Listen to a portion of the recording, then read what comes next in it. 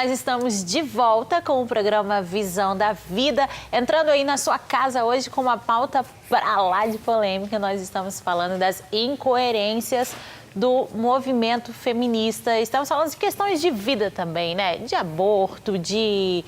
O que mais falamos, gente? Falamos tanto, né? Violência contra a mulher. Falar, violência contra a mulher. Sobre ideologia de gênero. Ideologia de gênero. Falando até de parto, né? Nós claro. Com boas mulheres, mulheres de verdade, né? Não falando de parto. Agora,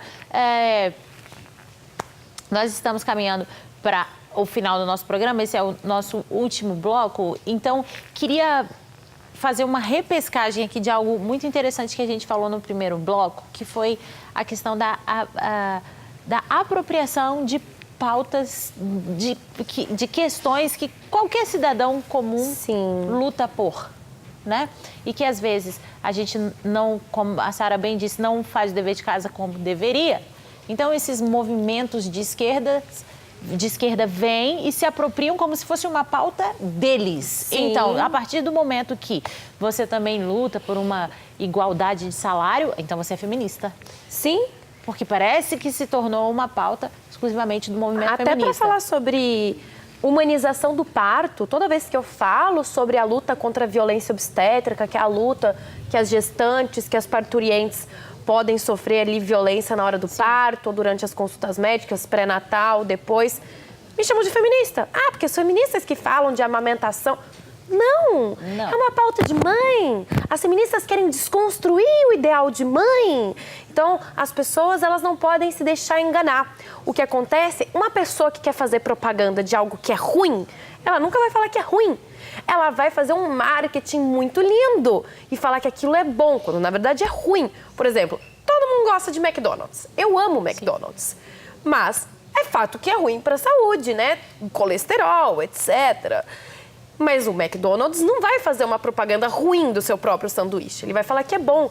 Mesma coisa, a marcha da maconha, o movimento que legaliza as drogas, vai falar que a maconha é ótimo, que é só uma erva cultural, vai falar que cura a epilepsia e outras doenças, mas não vai falar que a maconha é responsável por acarretar em esquizofrenia, vícios, abrir porta para outras drogas. O feminismo é a mesma coisa. Ele quer a desconstrução moral, ética, estética da mulher, da sua religiosidade, da sua heterossexualidade, desse fetichismo de ser igual, quando na verdade é impossível ser igual. O que as feministas querem não é igualdade, elas querem privilégios. Se você for buscar no academicismo feminismo, historicamente, todas as autoras feministas, como por exemplo Judith Butler, Andrea Dworkin, Catherine McKinnon, Simone de Beauvoir, Valerie Solanas, escreviam desde a década de 1910 que o homem é um macho, é um aborto ambulante e que ele deve ser sempre abortado, abolido, que tem que existir uma sociedade onde as mulheres vivam seguras e cooperem uma com as outras. Isso é o que dá mulheres que nós sabemos que são abusadas, estupradas, que não conseguem um tipo de acolhimento. Elas se tornam pessoas que querem vingança. É um sentimento de vingança. Agora, eu pergunto, vocês acham que o fato dessa luta para legalizar o aborto até a 12ª semana está ligada a esse time de ser a 12ª semana um dos fatores indicativos para saber o sexo do bebê? Não, talvez? Não, porque em alguns estados, 12ª, 16ª, 14ª. Na Argentina, na verdade, eles tentam... É. Sabe qual que é a lógica? A lógica é a estratégia. Vai colar como melhor no Brasil? 12ª? Então, 12ª... Lembrando não tem lógica. Que nós tínhamos um projeto de lei na Câmara, o 1135, que ele tinha uma emenda que previa a legalização do aborto no Brasil até 9 meses. Então, depende do momento. É uma estratégia. 12ª semana é uma estratégia. Quando nós falamos em descriminalizar o aborto, na verdade, o que se busca é legalizar o aborto no Brasil. Mas comecemos, então, pela descriminalização até a 12ª semana. Entende? E a descriminalização, perdão, Terezinha, é importante a gente lembrar que ela é mais nociva do que a legalização. Os dois são nocivos porque os dois vão morrer, mulher e bebê. Mas a descriminalização simplesmente faz com que os artigos do Código Penal que punem a mulher que se autoprovoca um aborto e o médico que provoca aborto em um terceiro, que isso deixe de ser crime. O que acontece? Não há uma regulação, não tem como regulamentar. Simplesmente deixa de ser crime. Quem vai ser beneficiada? Os aborteiros, os médicos e equipe médica e enfermeiras que realizam aborto. Inclusive, o projeto prevê que aqueles que estão presos, encarcerados, por terem cometido esse crime, sejam soltos. Aliás, nós temos um julgado do STF, agora recentemente, de uma das turmas, 3ª ou 4ª, não me lembro, que ele descriminalizou o aborto por uma clínica clandestina, né, considerando que eles não eram responsáveis. Né? Não, eles podem sim fazer o aborto, não tem problema nenhum. Né? O entendimento do STF recente, claro que não foi do pleno, está se discutindo ainda no STF, mas tudo é uma estratégia. Como a DPF 442 hoje, no STF, é uma estratégia do PSOL. Por quê? Porque via poder legislativo nós não conseguimos legalizar. Eles não, nós não, porque nós não queremos.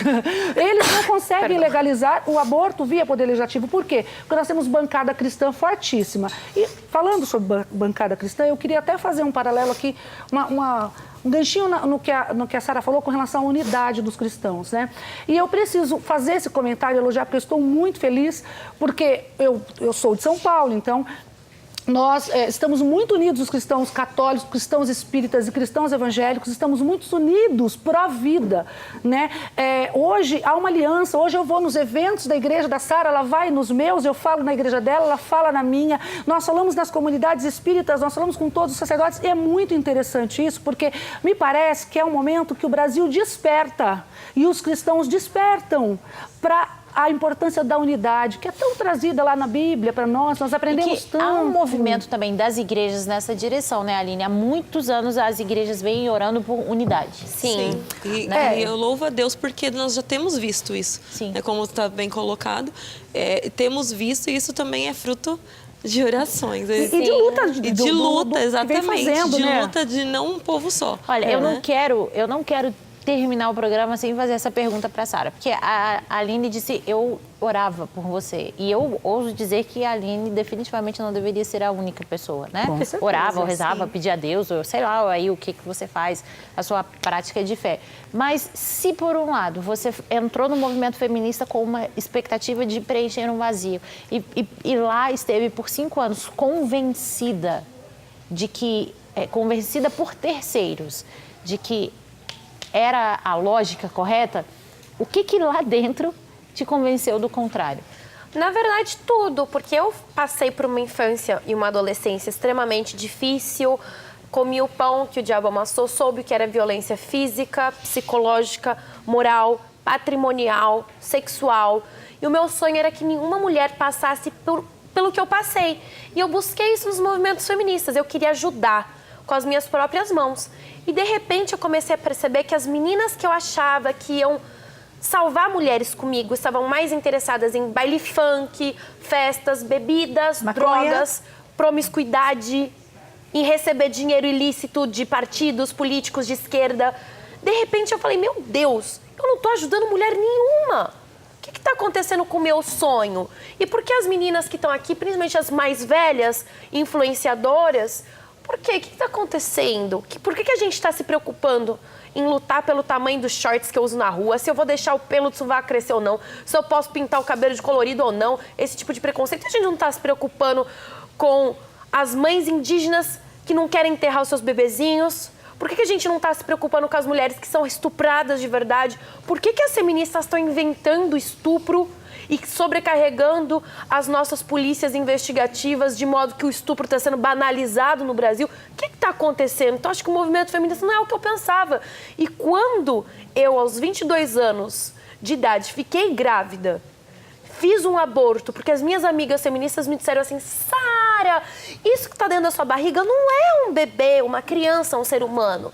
Isso que está dentro da sua barriga é um feto, é um embriãozinho, é só um coágulo de sangue, é só um amontoado de células. Você é a feminista mais famosa do Brasil. Você tem que fazer um aborto, cara, porque você vai poder ir para a televisão e você vai ter mais experiência empírica para falar disso, defender essa legalização firme e forte.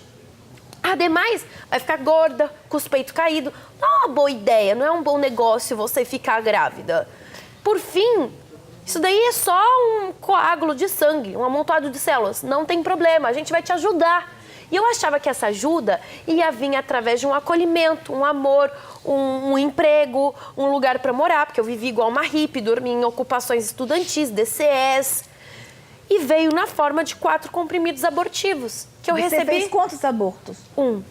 Um aborto, que me devastou completamente. E hoje eu pergunto e desafio as feministas que vão lá no STF, que falam sobre empoderamento de mulher, emancipação feminina, o que tem a ver? Elas nunca fizeram um aborto e nunca vão precisar fazer, entendeu? Porque elas não são, primeiro que elas não são negras, nem pobres, nem faveladas. Nem indígenas. Muito menos indígena, porque indígena ama os seus filhos. Sim. Eu sei isso porque eu convivo também com a Damares, sabe? Eu acho que a mulher indígena é a que mais luta, assim, aguerrida pelo seu filho, pela criação do seu filho, sabe?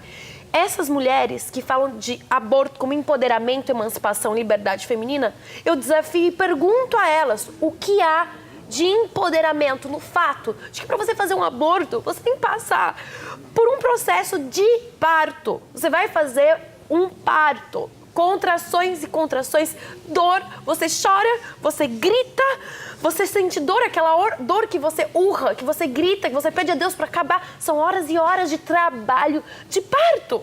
Para no final, você não ver o seu filho vivo, o seu filho chorando de alegria de estar vivo, para você olhar no fundo, como eu olhei, no fundo do vaso sanitário e não ter um coágulo de sangue, e não ter um amontoado de células, ter os pedaços do meu filho.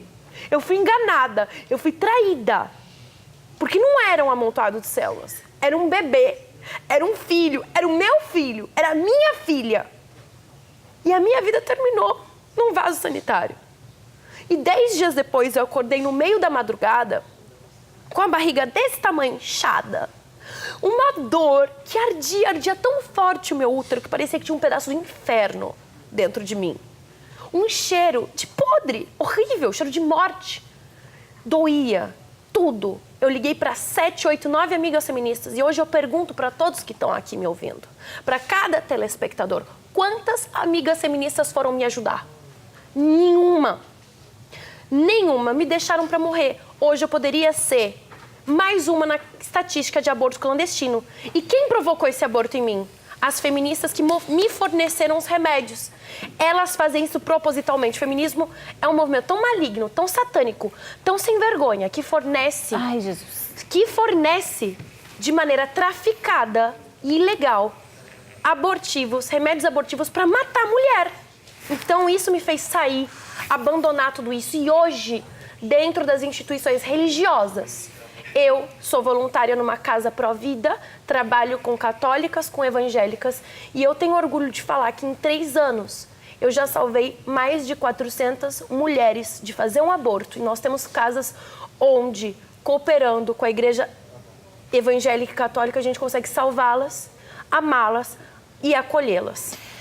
Bom, você que está assistindo o nosso programa e que chega... Ai, Jesus... Fica sem fôlego, porque eu fico. Pode conhecer mais do trabalho e da história da Sara no YouTube, pelas redes sociais dela. Enfim, Google, se você digitar Sara Winter, tem uma vida de história lá. Ó, vou dar a pipoquinha preferida, mais gostosa do Brasil para as minhas convidadas. Delícia! E hoje, vou pular a Aline por uma razão, porque eu quero encerrar com música o programa de hoje.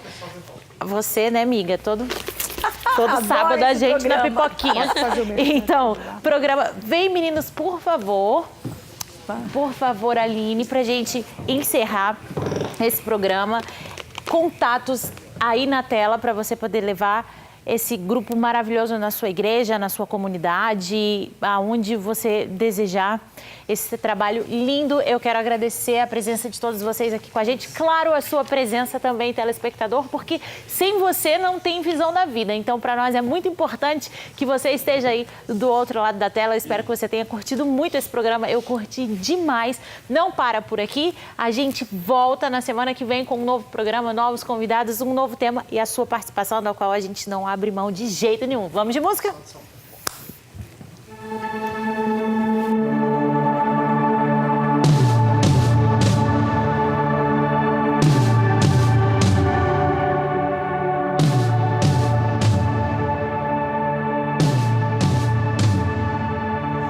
Batidas do teu coração revelam tua glória e majestade. Me enche de amor e de verdade e me fazes conhecer quem tu és.